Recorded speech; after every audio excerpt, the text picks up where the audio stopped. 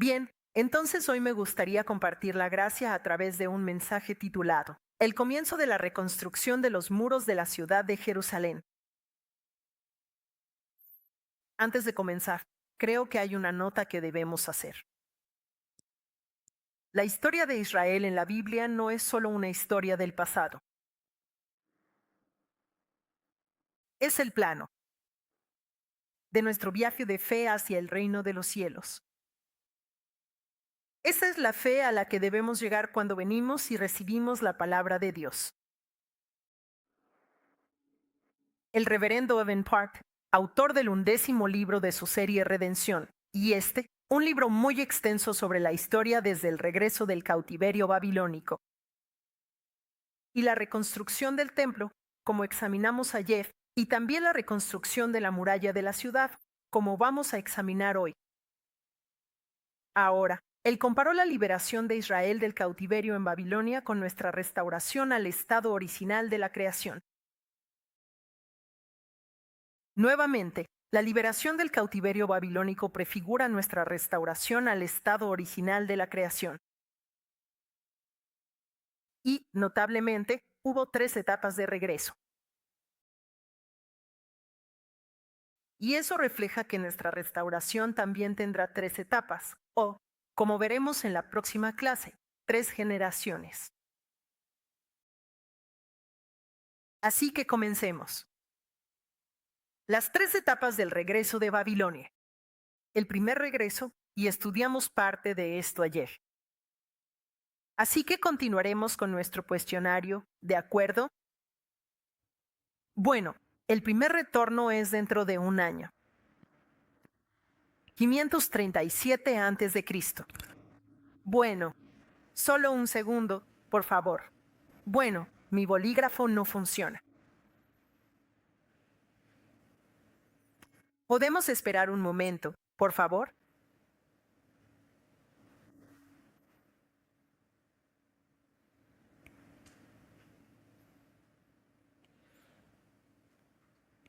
Okay. 537 a.C.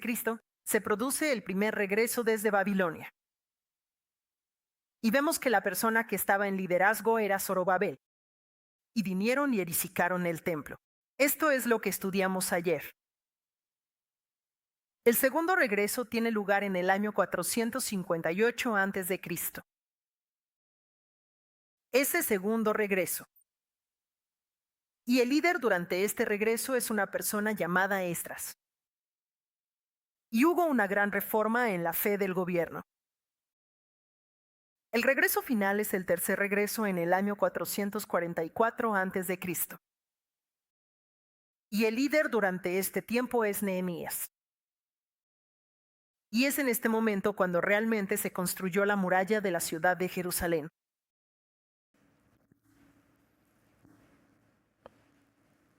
Así que, antes de estudiar esta parte, realmente no podía diferenciar entre el templo de Dios y la muralla de la ciudad de Jerusalén. Yo pensaba que todo era construcción y que hubo como interferencias y se detuvieron, ¿verdad? Eso pasa en ambos casos. Así que si lees Esdras y Nehemías, puede ser muy confuso. Pero hay una clara diferencia en la historia de la reconstrucción del templo y la reconstrucción de la muralla de la ciudad. Entonces, verás que solo el templo no es suficiente para completar la voluntad de Dios. Tomó 3 etapas. Fueron necesarios 3 regresos porque tenemos que llegar hasta la construcción de la muralla de la ciudad. Está bien. Entonces, el punto aquí es que, incluso después de que el templo fue terminado, como vimos ayer en el año 516 a.C., ¿verdad? Durante 72 años, incluso después de que el templo se terminó, no había una muralla rodeando la ciudad de Jerusalén. Esto significa que el templo quedaba vulnerable. No podía defenderse de todos los ataques del exterior. Así que hubo 72 años de frustración. Y esto en realidad me trajo mucho consuelo. Porque muchas veces estamos tan enfocados en, Tenemos que construir el templo, tenemos que servir en el templo, el santuario de Dios, ¿verdad? Ahora, el templo simboliza nuestra relación con Dios. Y aleluya, todos tenemos una relación con nuestro Dios, y por eso estamos aquí. Pero la parte difícil es que, incluso después de conocer a Dios, de haberme encontrado con Dios, de intentar caminar con Dios, siguen llegando todas estas frustraciones por los ataques y mis tropiezos, mi desesperación porque las cosas no salen como deberían. Estamos constantemente esforzándonos y siempre luchando esta batalla, ¿verdad? Y es muy agotador y difícil. 72 años son muchos años, si lo piensas bien. ¿Cuántos años tomó reconstruir el templo? Desde el año 586 a.C., cuando fue incendiado, hasta el año 516 a.C. 70 años hasta que se reconstruyó el templo, ¿verdad? Así que 72 años sin el muro de Jerusalén fue un tiempo bastante largo. Y Dios sabe que nuestro camino de fe también puede ser así. Es un tiempo de frustración, pero como veremos hoy, todo se cumplirá según la voluntad deseada de Dios. Bueno, entonces, así es como comienza el libro de Nehemías. Comienza con esta noticia devastadora de que el muro de la ciudad santa de Jerusalén ha sido incendiado, destruido y está en ruinas. Y tal vez para algunos puede parecer que está hablando de mi vida en este momento. Bueno, Nehemías 1, 2 y 3, según leímos, Hananí, mi hermano, y otros de Judá llegaron. ¿Dónde está Nehemías? En Susa, la capital, del imperio persa en ese tiempo. Es un lugar rico, muy lejos. Ya los veremos más adelante. Y les pregunté acerca de los judíos que habían escapado y sobrevivido al cautiverio, sobre Jerusalén. Entonces me dijeron, el remanente que quedó allí en la provincia, los que sobrevivieron al cautiverio, están en gran aflicción y deshonra, y el muro de Jerusalén está derribado y sus puertas han sido quemadas con fuego. Durante todos estos años, pensé que esto hablaba del 586 a.C., cuando los babilonios invadieron Jerusalén, pero ese no fue el caso. Esto sucedió en el 444 a.C. Ese es el tiempo de Nehemías. Así que puedes ver que esto no es durante el 586 a.C., sino que esto realmente sucede. 142 años después ocurrió la invasión. Y aún así, las puertas están derribadas y quemadas con fuego. Entonces, esto significa que incluso te puedes imaginar que después de que construyeron el templo, la gente de Jerusalén probablemente intentó con muchas ganas reconstruir el muro también. Pero cada vez que lo intentaban, volvían a fracasar. Una y otra vez, durante todos estos largos años. Así que vamos a ver la historia exacta de cuando fue destruido y cuando fue reconstruido. La ciudad fue destruida durante la tercera deportación a Babilonia, que fue en 586 a.C. ¿Puedes ver? De alguna manera no puedo cambiar mi bolígrafo, así que estamos atrapados con esto. Y el versículo en 2 Reyes 25, versículo 10. Entonces todo el ejército de los caldeos, que estaba con el capitán de la guardia, derribó los muros que rodeaban a Jerusalén. Así que estaba devastado durante ese tiempo. Así que en la línea de tiempo estará aquí mismo. En el año 586 a.C., cuando el templo fue destruido, las murallas de la ciudad también fueron quemadas por el fuego. Ahora, el templo, como vimos ayer, ¿en qué año se terminó? 516 a.C. Gracias. 516 a.C. Después del primer regreso con Zorobabel. Está bien. Entonces, en Esdras capítulo 6, versículo 15, dice que el templo fue terminado el tercer día del mes de Abar. Fue el sexto año del reinado del rey Darío, que fue en el año 516 a.C.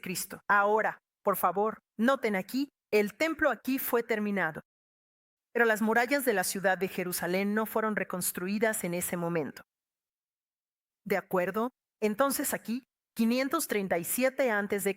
es el primer regreso y después de eso, en 516 a.C., el templo fue reconstruido. Sin embargo, en ese momento, Hanani fue a ver a Nehemías, que fue en el año 444 a.C., y es cuando Hanani informa que las puertas de la ciudad están incendiadas. Están quemadas. Están destruidas. Así que Hanani no está hablando de lo que pasó en el año 586 a.C. aquí, ¿verdad? Esto refleja cómo ha habido muchos intentos de reparar la muralla, pero no tuvieron éxito. ¿Te imaginas la frustración y la desesperación que sentía la gente de Jerusalén? Así que, 142 años después, la muralla todavía no había sido reparada. Ahora, pero esta es la parte sorprendente. Todo está funcionando de acuerdo al calendario de Dios, ¿verdad? Y Dios ya profetizó en realidad muchas veces que la ciudad de Jerusalén sería reconstruida. Ayer vimos a Isaías. Isaías 44, versículo 28. Dios ya había profetizado 160 años antes de que ocurriera el evento real. Él dijo que Jerusalén sería reconstruida. También Isaías 45, versículo 13. Incluso señaló el nombre de quien iba a hacer esto, ¿verdad? ¿Cuál era su nombre? Ciro reconstruirá mi ciudad. Así que puedes ver que esto es una agenda muy importante. En el calendario de la misión de Dios, ¿verdad?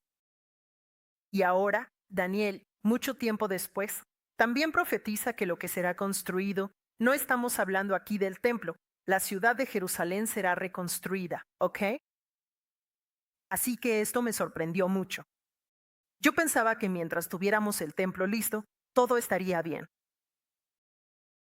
Pero la percepción de Dios sobre lo que debe suceder en nuestra vida es muy diferente. Hay pasos adicionales que tomar, y eso es construir la ciudad. Eso está en Daniel 9, versículo 25. Esta es una profecía muy importante de la profecía de las 70 semanas, revelación de Daniel. Así que Daniel 9, versículo 25, dice, así que debes saber y discernir esto.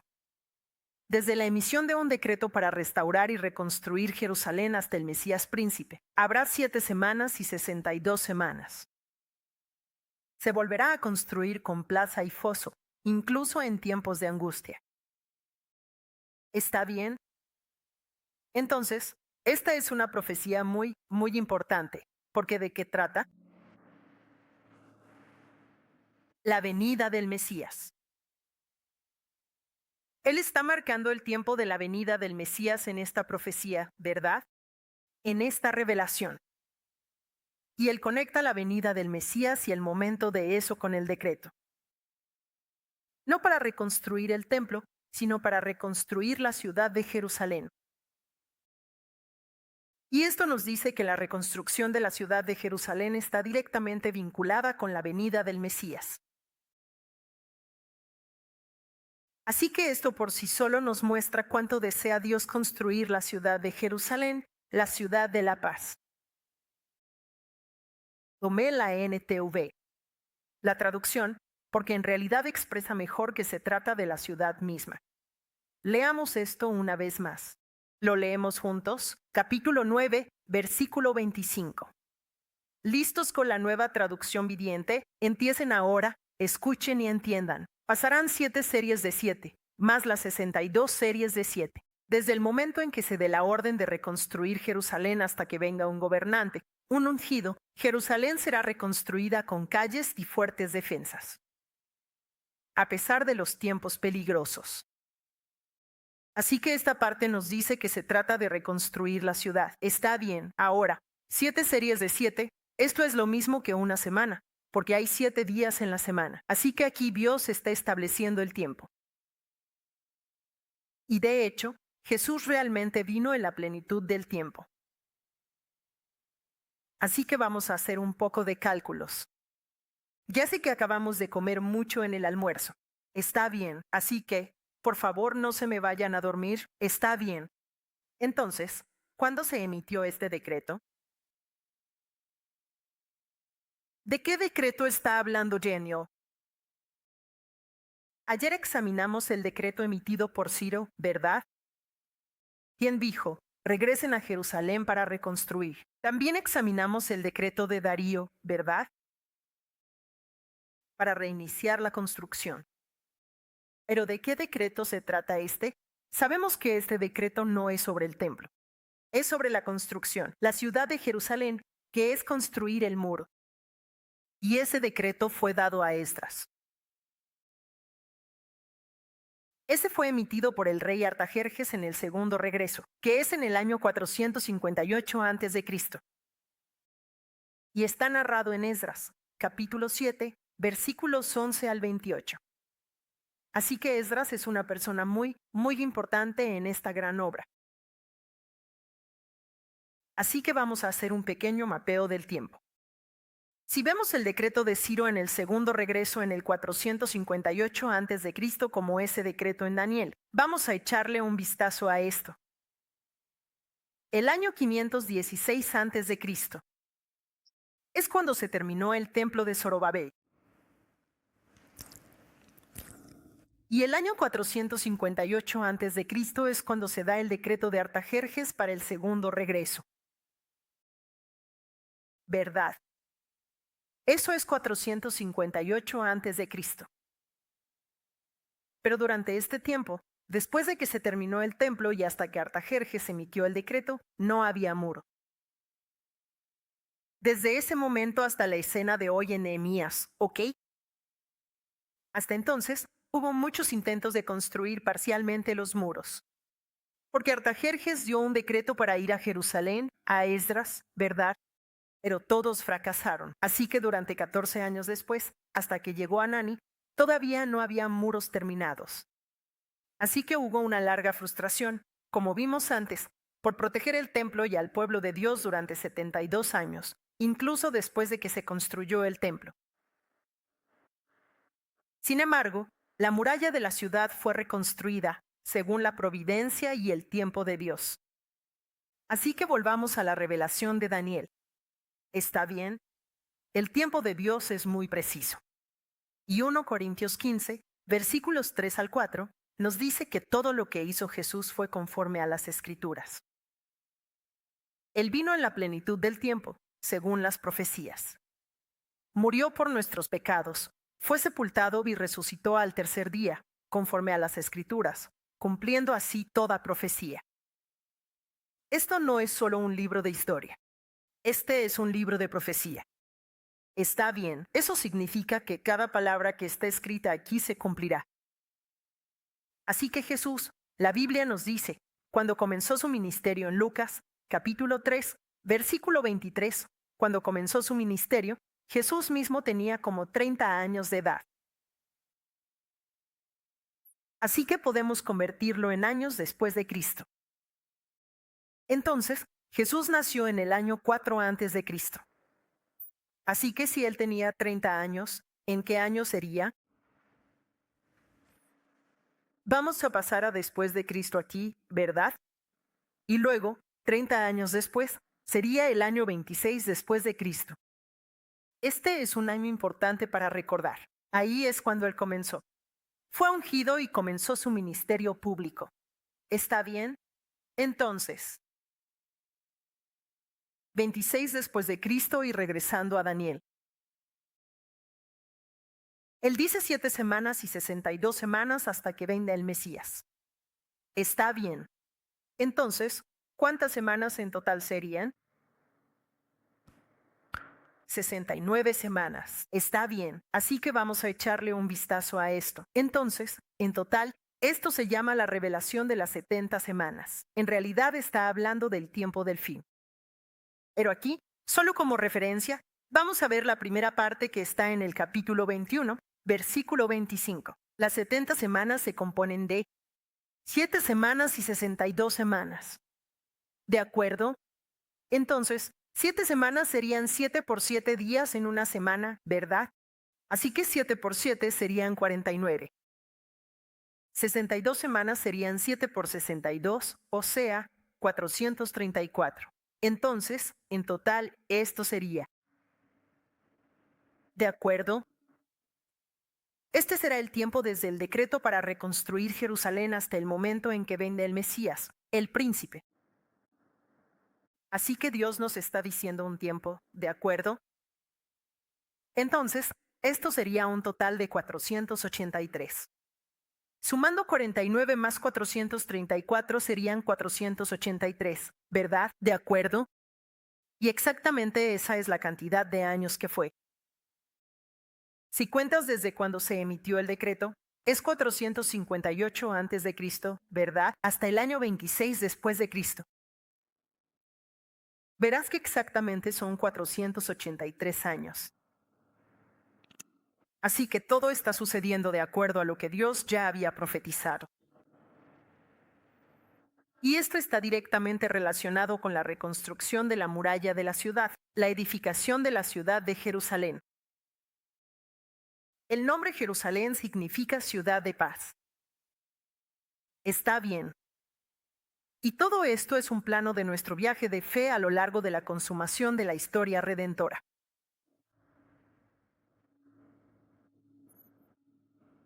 Por la gracia de Dios, ahora esta parte no la voy a explicar en detalle, pero después de que vino Nehemías, las murallas se reconstruyeron en solo 52 días.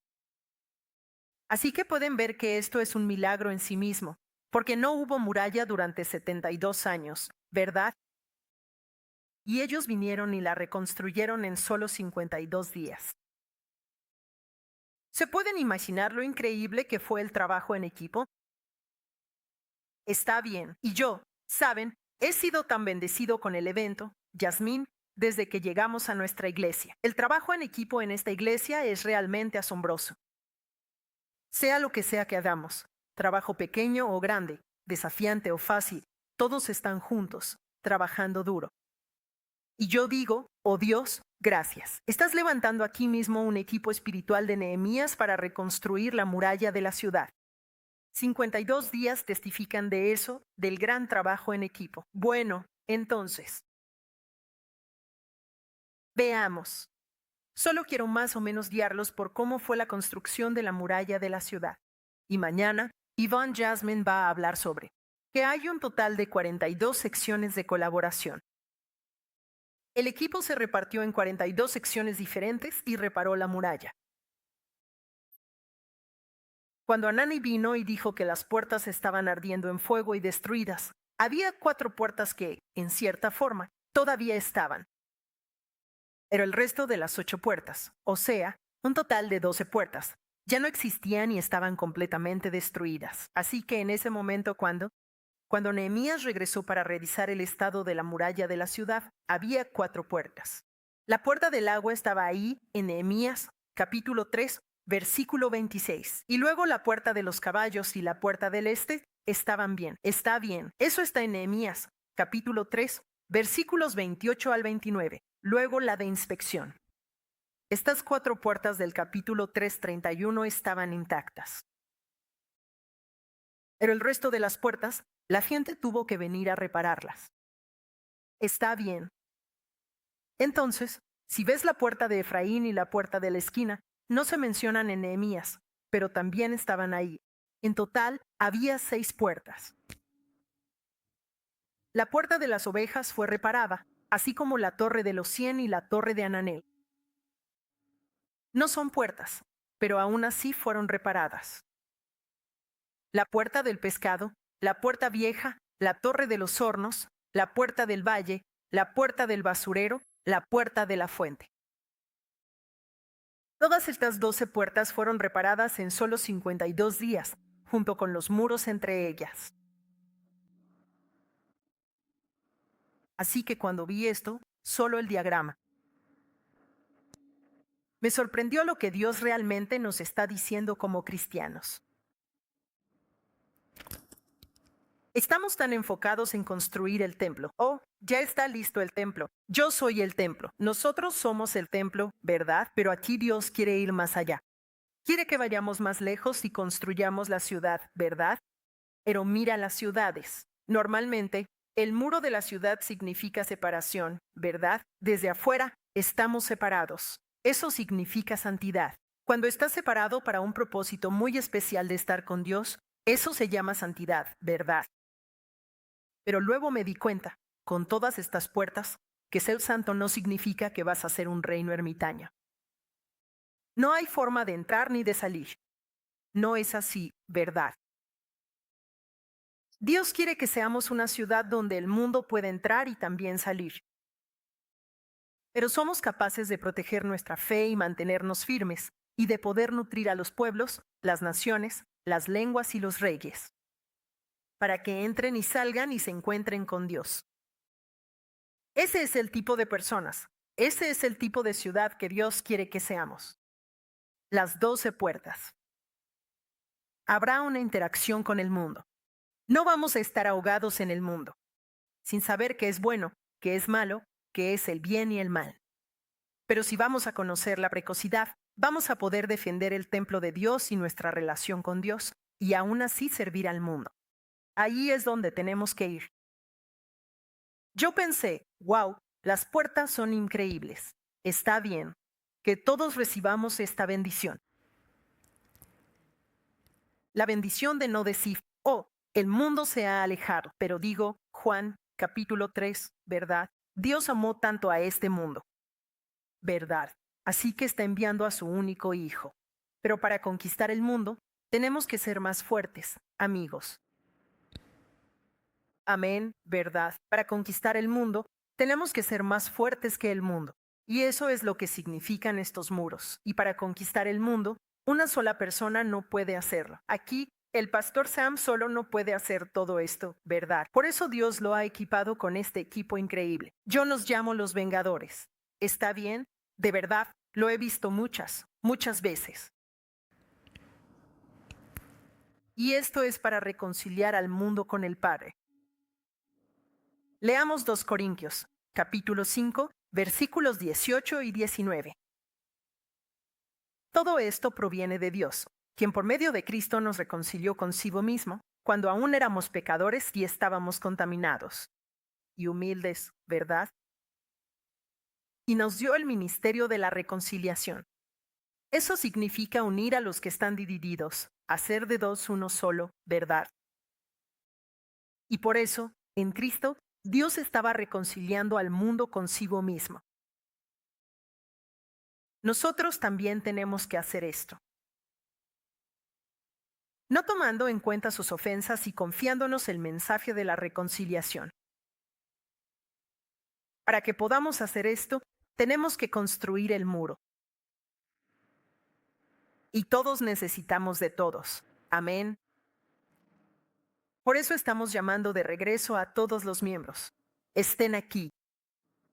No puedes reparar el muro desde Internet. Lo siento. Tienes que venir y construir y reconstruir físicamente.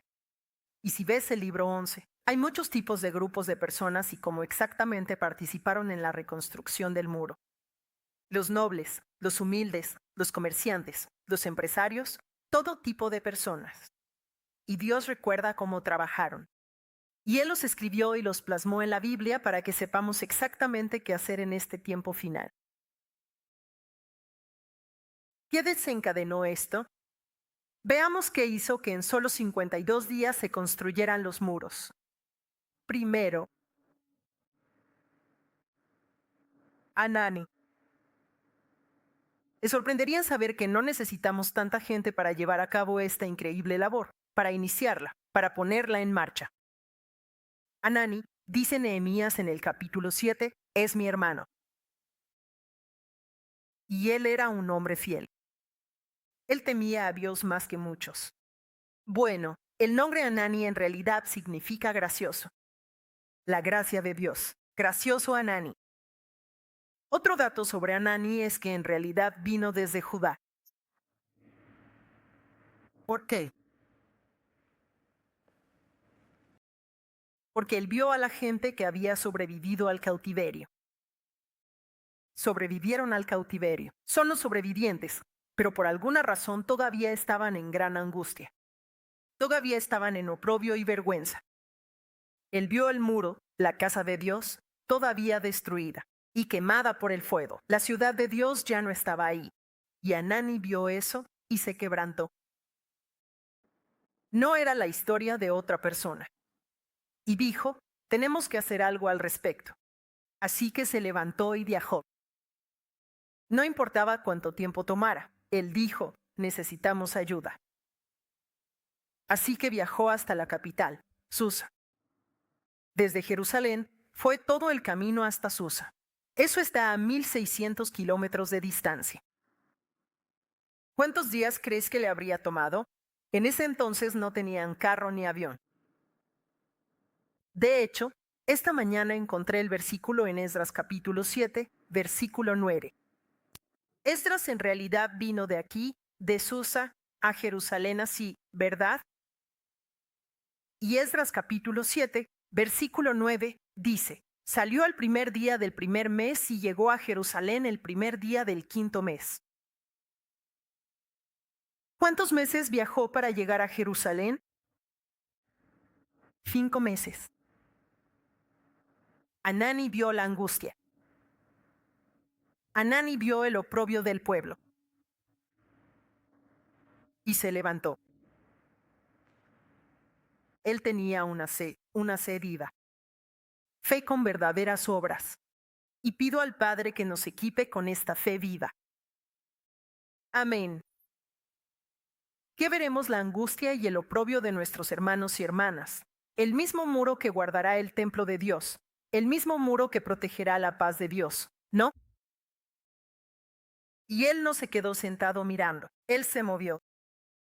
Así que Santiago 2, versículo 26 nos dice, así como el cuerpo sin espíritu está muerto, así también la fe sin obras está muerta. Así que oremos por esta fe, una fe que no solo habla, sino una fe que realmente actúa. Amén. Somos cristianos que trabajan. Somos una iglesia que trabaja, no solo para trabajar y venir a limpiar y hacer este trabajo físico. Sí, eso es necesario. Hacemos ese trabajo, ¿verdad? Pero trabajamos para salvar vidas. Cuando vienes a la iglesia y limpias el baño cada miércoles por la tarde, yo veo a una pareja limpiar el baño todo el tiempo. Así pueden estar listos para recibir a la gente que viene a la casa de Dios. Y yo oro, Dios, por favor recuérdalos por su fe con obras.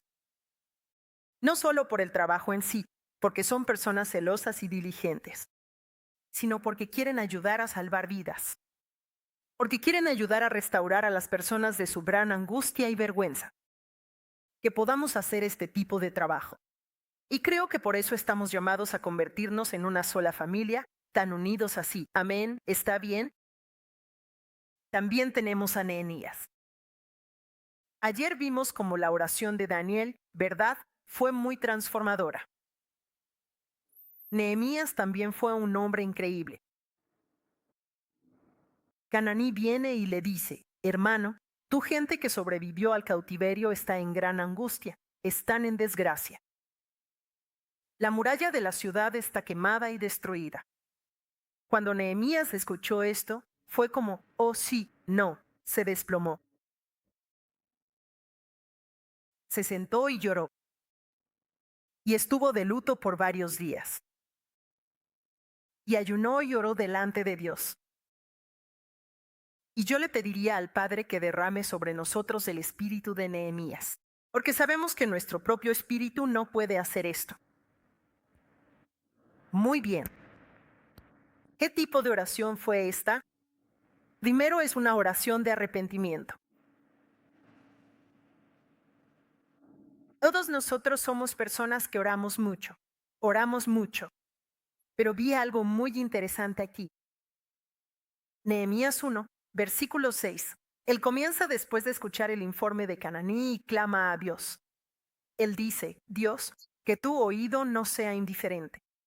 Él dice, pon tu oído sobre mí, que tus ojos se abran. Escucha la oración de tu siervo, que estoy orando delante de ti ahora. Wow, sabes, esto es muy poderoso. Dios, mírame. Escúchame. ¿De dónde viene toda esta valentía, verdad? Y él dice, Te oro día y noche en nombre de los hijos de Israel, tus siervos. ¿Sabes por qué oraba? ¿Por qué fue tan valiente al orar? Porque él sabía que el único ser en todo este mundo que puede encargarse de nuestros pecados y nuestra vergüenza es Dios. Así que ora, confesando los pecados. No solo por los pecados de Israel, sino que cuando oré, también por los pecados que yo cometí y los que cometió la casa de mi padre. A veces tenemos tantos pedidos. Dios, haz esto, aquello, verdad. Pero es como ponerle las manos en la cara a Dios y decirle, escúchame. ¿Cuándo lo hacemos de verdad? ¿Qué es lo que Dios quiere escuchar de nosotros? El corazón de Nehemías era como, alineado con el corazón de Dios, vas a ver el poder de este tipo de oración. Y él dice, en 2 Crónicas 7, versículo 14, escucha el corazón de Dios. Mi pueblo, que es llamado por mi nombre, cuando se humilla y ora y busca mi rostro, Dios, mírame, ¿verdad? Y se humilla y ora y se aparta de sus malos caminos, yo escucharé. ¿Y para hacer qué? Para perdonar. Hermanos y hermanas, eso es lo que Dios más quiere hacer hoy. Él quiere que seamos liberados de todos los pecados y la vergüenza que tenemos, ¿verdad? Perdonando nuestros pecados y sanando nuestra tierra. Salmo 32, versículo 5. También David confesó, cuando reconocemos nuestros pecados ante Dios y no ocultamos nuestras iniquidades, diciendo, confesaré mis transgresiones al Señor y Dios perdona. Y oro para que nuestra oración sea como la oración de Nehemías. Seamos realmente poderosos, impactantes, valientes y audaces, y oremos por los pecados, por nuestras faltas, y no nos preocupemos por eso, ¿verdad? No me preocupo por mí mismo, no me preocupo si es el mayor, o anciano, o diácono, o diaconisa. Simplemente confiemos en nuestro Padre, quien puede encargarse de todos nuestros pecados. Amén. Eso es lo que realmente quiere escuchar. Así que cuando la iglesia de Sion ora, Padre, míranos. Él dijo, sí, estoy aquí. Y que el asombroso poder del perdón y de la verdadera liberación de su pueblo comience desde aquí al resto del país. Amén. Bueno, así que, y en segundo lugar, no solo se arrepintió, sino que también se aferró a la palabra. En otras palabras, el pacto de Dios. Al pacto de Dios o la palabra. Esto significa que debes conocer tu Biblia. Tu arma es la Biblia, especialmente la historia, porque verás que Nehemías viaja miles de años atrás. Toma la palabra y la presenta ante Dios. Dios, porque tú dijiste esto, por favor haz esto. Él oró en Nehemías capítulo 1, versículos 8 al 9. ¿Recuerdas lo que dijiste? Dios, recuerda la palabra que ordenaste a tu siervo Moisés, diciendo, si son infieles, los dispersaré entre los pueblos. Versículo 9. Pero si regresan a mí. Así que todo lo que Dios quiere de nosotros es que simplemente regresemos a Él. Si regresan a mí y guardan mis mandamientos y los cumplen, aunque hayan sido dispersados hasta las partes más remotas de los cielos, los recogeré de allí y los traeré de vuelta. Todo su pacto trata de esto. Yo los traeré de vuelta. Y esto está basado en Deuteronomio, capítulo 30, versículos del 1 al 4. Deuteronomio. ¿Y quién escribió Deuteronomio? Moisés, ¿verdad? Deuteronomio 30, versículos del 1 al 4. Leyó el capítulo directamente. Él conocía su Biblia. Así será cuando todas estas cosas te hayan sucedido, la bendición y la maldición que he puesto delante de ti. Las recordarás en todas las naciones a donde el Señor, tu Dios, te haya desterrado. porque no habitaron cuando esto sucede, incluso después de que fueron desterrados a los lugares más remotos del mundo. Dios dice, si regresas a mí y me obedeces con todo tu corazón y alma, conforme a todo lo que te mando hoy, a ti y a tus hijos, entonces te restauraré de la cautividad y tendré compasión de ti y si tus desterrados, incluso si tus desterrados, están en los confines de la tierra, nuestro esposo, nuestras esposas, nuestros hijos, nuestros parientes, no sé quién, nuestros primos, nuestros mejores amigos de la prepa, naciones de personas. Si los marginados están en los confines de la tierra, ve eso, el Señor, tu Dios, te reunirá y te traerá de regreso. Hay personas a quienes Dios desea traer de regreso a través de tus oraciones. Pienso que es por eso que Dios nos está enseñando estas palabras, para que podamos vivir la vida que dice la Biblia. Moisés fue hombre desde el año 141 hasta el 446 a.C., ¿verdad? Nehemías, 444 a.C. Entonces, ¿de hace cuántos años es esta palabra? Un pacto de 1000 años de antigüedad. Él se aferró al pacto de 1000 años de antigüedad. Que también nosotros nos aferremos a esta Biblia. Todo se trata de su pacto. Cuando pides en esta palabra, aferrándote al pacto, Él lo cumplirá para ti. Amén. ¿Está bien? Y podemos salvar vidas, salvar naciones y personas. Tercero, por último, Él vio específicamente la voluntad de Dios. Ahora ha regresado. Escuchó el informe de Anani. Simplemente se desplomó. Y está orando. ¿Qué vamos a hacer? ¿Qué podemos hacer? Así que oró, se arrepintió, se aferró al pacto. Y oró de manera muy específica sobre cómo podía llevar a cabo esta misión para su pueblo, para el muro de la ciudad.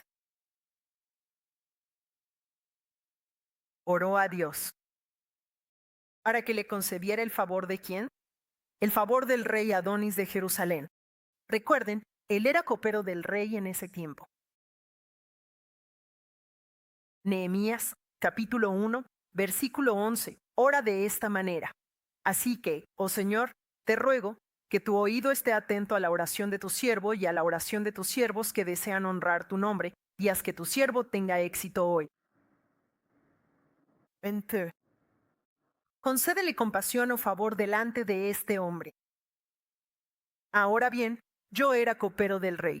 ¿Quién es este hombre? Sí, el rey Artajerjes. Su nombre es Longimanos. Gobernó Persia desde el año 464 hasta el 423 a.C.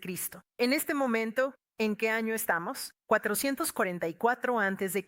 Bien, pero adivinen quién es este hombre. Artajerjes aparece mucho en toda la Biblia. En el libro de Esdras, busque a Nehemías y observe. Este fue el mismo rey que en el pasado había detenido la construcción de los muros. Así que él era uno de los que se oponían a la reconstrucción del muro. Y cuando Nehemías oró, ¿ok? Él fue quien le concedió a Nehemías, Dios, te daré todo lo que necesitas para reconstruir el muro. Así que vamos a revisar dónde se opuso a la reconstrucción del muro. Regresemos a Esdras, el libro anterior a Nehemías.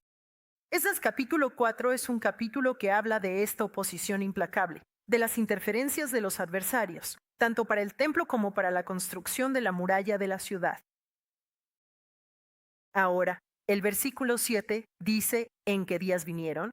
Abaserjes, Bislam, Mitrídates, Tabil y los demás colegas escribieron al rey, diciendo, sea notorio al rey que los judíos que subieron de ti han venido a nosotros a Jerusalén. Están reconstruyendo la ciudad rebelde y malvada. Y están terminando las murallas. Y están preparando los cimientos. Ahora, Sea notorio al rey que si la ciudad es reconstruida y las murallas terminadas, no pagarán tus impuestos, derechos ni peajes. Y eso dañaría los ingresos de los reyes. Así que se pusieron muy astutos. Hablaron de dinero. Exacto. Entonces el rey envió una respuesta a Raúm, el comandante, a Semsai, el escriba, y al resto de los colegas que viven en Samaria y en el resto de la provincia al otro lado del río. Pasa ahora. Y así investigué el decreto sobre este asunto, diciendo, ahora emitan un decreto para que estos hombres detengan el trabajo. Que esta ciudad no sea reconstruida hasta que yo emita un decreto. Porque nadie más puede revocar un decreto emitido por un rey. Solo un rey puede romper esa maldición. Y de hecho, la oración de Nehemías fue escuchada por Dios. Y Dios cambió el corazón de este rey que se oponía a la obra de Dios. Y hasta, al final, añadió poder extra. Incluso añadió fuerza militar adicional para que Nehemías pudiera regresar a Jerusalén y reconstruir el muro. Ese es nuestro Dios. Él incluso puede convertir a nuestros enemigos en nuestros mejores aliados. Y que realmente experimentemos el poder de Dios al cumplir su voluntad deseada. Y Esdras, capítulo 21, versículo 23, ves, lo detuvieron por la fuerza de las armas. Así que el rey Artajerjes, si vas ahí, y Nehemías, en el capítulo 2, dice que incluso le dio a los capitanes de los ejércitos y a los jinetes. Así que la conclusión es que Nehemías oró específicamente. Lo específico es muy importante. Así que todo esto nos dice que tenemos que entender lo que Dios quiere. Para entender lo que Dios quiere para que nuestros pensamientos sean así, me encanta esta palabra, alineados, ¿no? Vaya. De esta manera, tenemos que ir construyendo nuestro conocimiento de lo que Dios quiere, y eso solo es posible aprendiendo a través de esto. La palabra que Él mismo escribió para nosotros, ¿verdad? Y así, dice que oró específicamente porque sabía y que Dios movería el corazón del rey Artajerjes, porque tenía que obtener permiso para reconstruir el muro nuevamente del rey Artajerjes, quien había detenido la construcción del muro en el pasado. Y en Nehemías capítulo 2.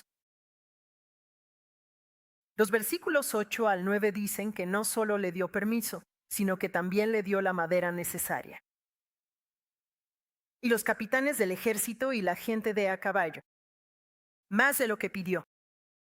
Oremos, pues, según su voluntad. Bueno, confesemos que no hay ningún obstáculo en nuestras vidas, porque nuestro Dios vendrá a nosotros cuando le oremos. Seamos más. Entender ferviente y diligentemente la historia de la redención que está escrita en la Biblia, para que sepamos cómo específicamente podemos orar. Amén. Que puedas llegar a ser un instrumento tan poderoso de Dios, un instrumento de justicia. La justicia es estar bien con Dios. Así que, donde vayas, por quien ores o por lo que pidas, que haya esta justicia. Como explosiones, como fuegos artificiales por todas partes. Amén. Esto es nuestra iglesia. ¿Y sus iglesias? Todas nuestras iglesias existen para, ¿de acuerdo? Entonces, ¿cuál es nuestro objetivo específico? ¿Qué preguntas? Este es un versículo muy importante si quieres pasar el rato en esta iglesia, ¿de acuerdo? Mateo 7:7. No diré por qué, secreto. El que sabe, sabe. Mateo, capítulo 7, versículo 7. Jesús dijo, pedid y se os dará. Busca y encontrarás. Golpear y estará abierto para ti. Y también, versículos 9 a 11, dice, ¿qué hombre hay de vosotros que si su hijo le pide amor, le dará una piedra? Ningún padre le haría eso a su hijo, ¿verdad? O si le pide pescado, no le va a dar una serpiente, ¿o sí? Pues si ustedes, siendo malos, saben dar cosas buenas a sus hijos, Cuanto más su Padre que está en el cielo dará cosas buenas a los que se lo pidan. Muy seguido, malinterpretamos esta palabra bueno. Pensamos en lo bueno según nuestra propia definición, lo que es bueno ante nuestros ojos, ¿verdad? Pero de nuevo, necesitamos la fortaleza que viene de la Biblia. Tenemos que pensar en lo que es bueno ante los ojos de Dios, porque solo Él sabe lo que es mejor para nosotros, ¿verdad? ¿Qué es lo bueno aquí? Jesús no solo estaba hablando de cosas buenas al azar para sus hijos aquí. Él ya conoce todos nuestros deseos, incluso antes de que los digamos, ¿verdad? Él ya sabe lo que está en nuestra mente en este momento. ¿Qué bien crees que Jesús tenía en mente cuando dijo este versículo? Hay un versículo paralelo en el Evangelio sinóptico. El mismo versículo que Jesús dijo en Lucas 11, versículo 13.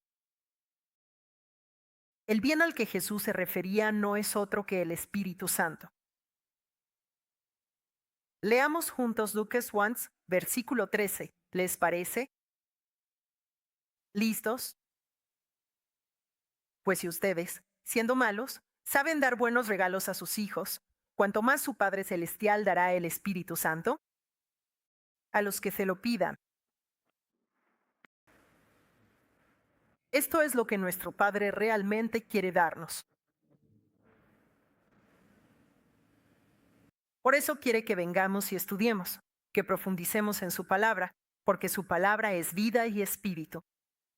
Segunda de Corintios, Primera de Corintios 2, capítulo 2, versículos 10 al 11. Sin el Espíritu Santo, no podemos entender la profundidad de nuestro Padre Dios. Hay muchos hijos, pero solo el primogénito realmente entiende el corazón del Padre y su situación, ¿verdad? Y Dios quiere que seamos su primogénito, que entendamos la profundidad, el deseo más profundo que Él tiene por la humanidad. Eso es lo que Él quiere darnos. ¿Podemos hacerlo? ¿De verdad podemos alinear todos nuestros pensamientos y deseos y enfocarnos en su voluntad? Él desea tanto darnos su Espíritu Santo. Vivamos esto, ¿sí? ¿Por qué? Solo cuando recibimos el Espíritu Santo podemos entonces construir la muralla de la ciudad que vamos a hacer. La historia de la redención termina en Apocalipsis. Termina en el capítulo 21 con la ciudad de la Nueva Jerusalén. Y esa ciudad se presenta como la ciudad santa, la Nueva Jerusalén. No se habla del templo en sí. De hecho, no hay templo porque Dios mismo es el templo, ¿verdad? Tenemos que construir una ciudad. Solo podemos construir una ciudad santa cuando estamos llenos del Espíritu Santo y la ciudad existirá. Para reconciliar al mundo con nuestro Padre Dios, el verdadero dueño. Amén. Así que seamos los constructores de la Nueva Jerusalén. Bueno, los templos ya están allí. Nos ha dado a Jesucristo ya venido. Amén. Verdad, verdad. Así que juntos necesitamos volvernos como el Anani espiritual. Personas que temen a Dios, que no se quedan de brazos cruzados viendo cómo otros hermanos se afligen y son reprochados. Bien, tenemos gente como Nehemías. ¿Quién puede realmente orar conforme a la palabra de Dios, cuyos corazones están alineados con el de Dios, verdad? ¿Quién sabe exactamente qué botón presionar? Ojalá que seamos hombres y mujeres de oración. Amén. Bien, entonces oremos. Padre Dios nuestro, aunque este es un tiempo muy breve para cubrir este gasto, esta enorme y dramática historia de redención que has realizado por medio de Anani y Nehemías para reedificar la ciudad de Jerusalén. Padre, oro para que todos los que estamos reunidos aquí en este momento nos volvamos a ti y busquemos tu rostro y humildemente pidamos, derrama sobre nosotros tu Espíritu Santo. Y que podamos simplemente desechar y derramar todas nuestras debilidades y fragilidades, y nuestros pecados y transgresiones que hemos cometido y pensado. Que el asunto de esa persona El asunto de esa persona no es mío. Pero nos damos cuenta, después de todo, que tú querías edificar una ciudad a través de nosotros. No hay ciudad con solo una o dos personas, Padre. Todos tenemos que venir y reconstruirla juntos. Danos un espíritu como el de Nehemías, que tenía ese gran liderazgo. Todos se arremangaron, fueran pobres o ricos, o inteligentes o no tan inteligentes, fueran quienes fueran. Todos vinimos y reconstruimos la ciudad en solo 52 días. Y Padre, por favor concédenos la misma obra de salvar vidas reconstruyendo el muro de la ciudad de la Nueva Jerusalén como nos pides que hagamos. Te damos gracias y todo esto lo pedimos en el nombre de nuestro Salvador, Jesucristo, en acción de gracias. Amén. Démosle toda la gloria a nuestro Padre Dios.